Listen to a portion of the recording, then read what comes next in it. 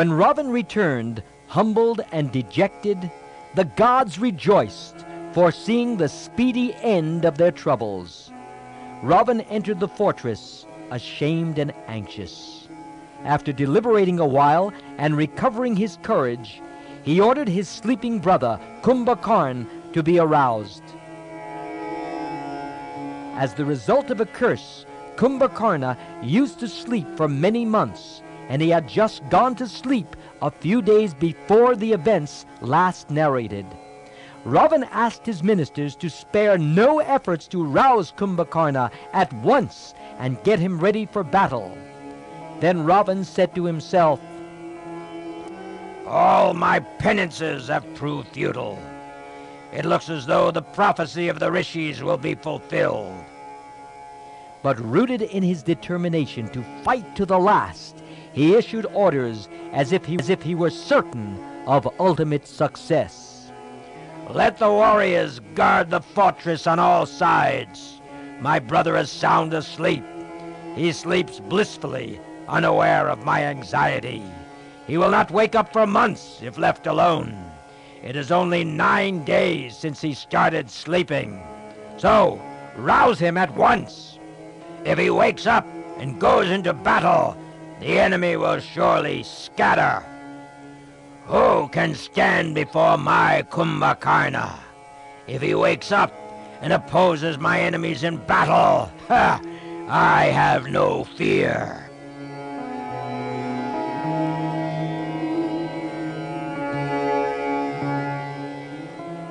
Ravan's officers and their servants accordingly went to Kumbhakarna's palace. They knew that as soon as he opened his eyes, he would be rapaciously hungry. So they first prepared and piled up mountains of food for him. Then they made a great din, beating drums and blowing conches. Many Rakshasas exhausted themselves, pushing and shaking the giant body of the Rakshasa. The noise that they made with their shouts and drums and trumpets filled the sky and frightened all the birds and beasts of Lanka. But Kumbhakarna, dead asleep, heard nothing. The Rakshasas worked hard at rousing him. They made elephants walk on his body, and they beat him with sticks. Then, at last, his eyelids opened slightly, and as one might brush away a mosquito while still asleep, he pushed them all aside and yawned. Kumbhakarna was thus disturbed in his sleep, which otherwise would have been months long. But before he could find out the cause for this, he began to eat and drink. The heaps of meat and the pots of blood and wine kept ready for him were quickly finished. When his hunger was somewhat mitigated, the Rakshasas approached him and acquainted him with the situation.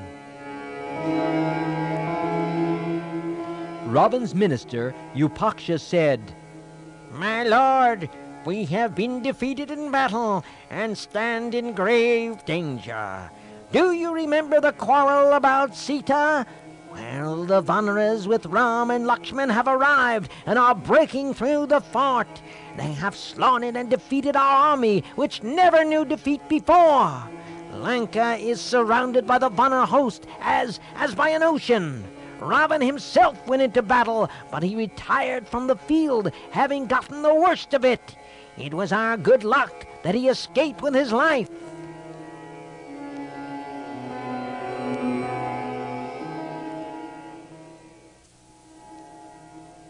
Hearing this, Kumbhakarna was beside himself with rage and said, "This very instant I shall go and destroy the enemy. I shall kill the Vanaras and drink the blood of Ram and Lakshman. And after finishing this, I shall go and wait on the king." The ministers were delighted to hear this furious speech, but pleaded with Kumbhakarna that he should first take counsel with the king as to what should be done.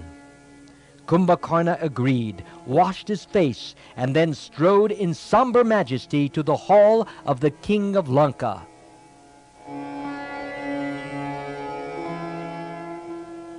The Rakshasas, standing on the royal highway, felt new courage and joy as they saw him pass, and bowed low before him, and showered flowers on him.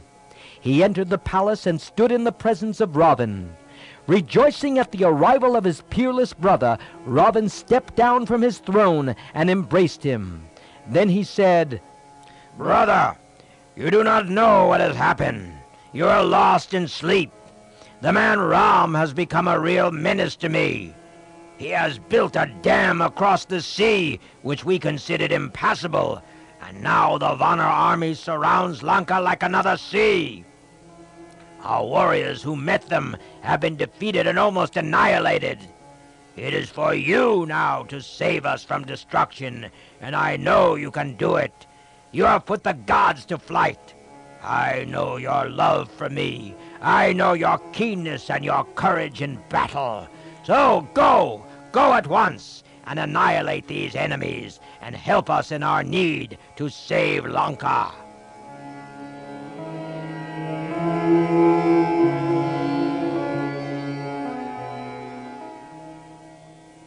Kumbhakarna, when he heard Ravan's words of anxiety, was moved at first to fury against the enemy, but soon he remembered the whole story and Ravan's vainglorious confidence in his invincibility, and that made him smile a little bitterly. He said, "Excuse me, my brother.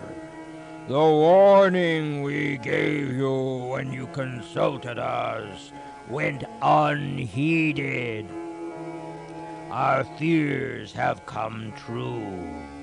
You rejected the good advice we gave you.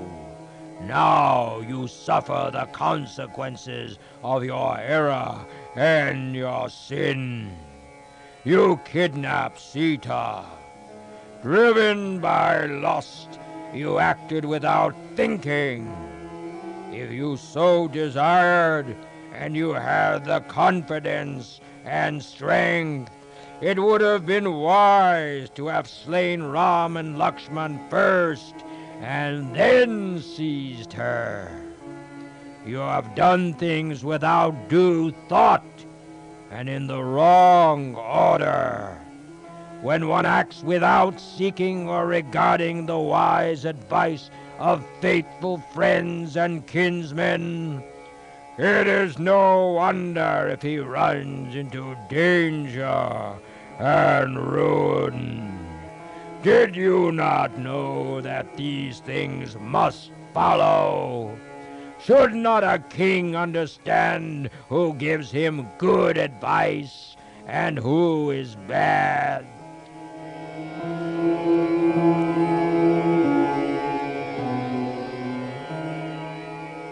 Ravan did not like all this lecturing.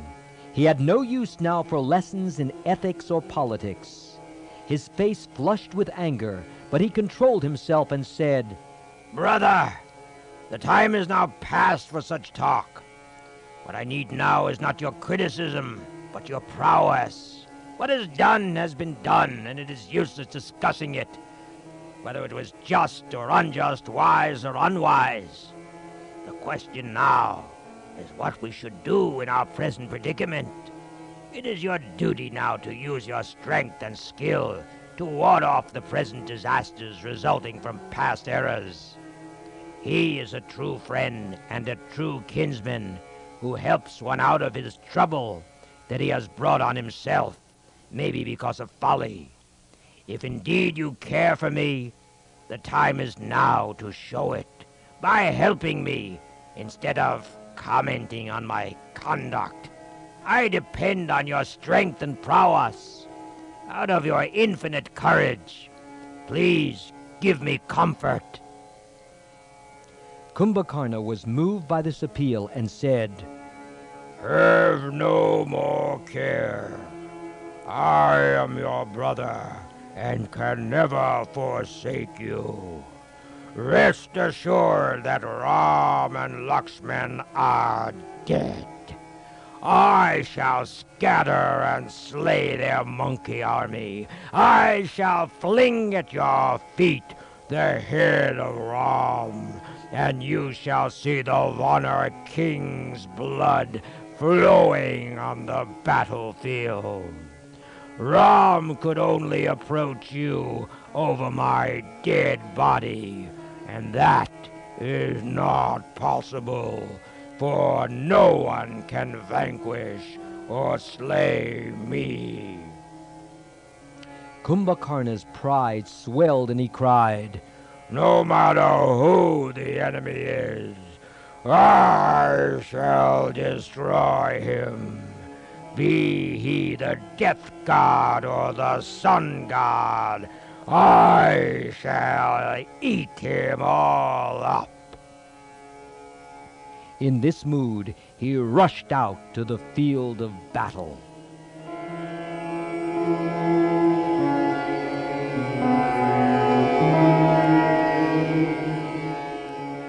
His sudden waking from deep slumber had completely upset his temper.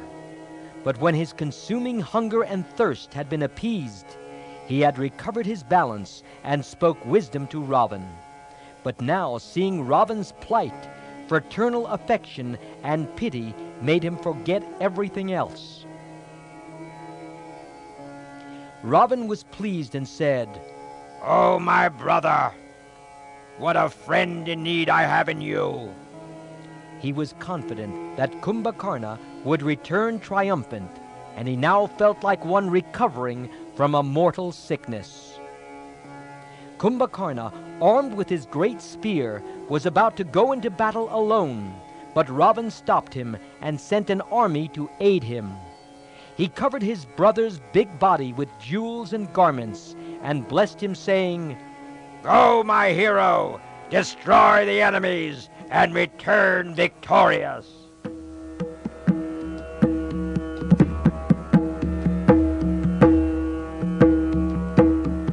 Tall and mighty-limbed Kumbhakarna, covered with shining jewels, was radiant. He circumambulated his brother, bowed and marched out, spear in hand, at the head of a great army, amidst the applause of the Rakshasas and under a shower of flowers and good wishes. As the giant form of Kumbhakarna, a giant even among the Rakshasas, was seen stomping across the fortress wall like some great cataclysm, the Vanars were frightened and started fleeing in all directions. With great difficulty, however, their chiefs rallied them and put them in battle formation.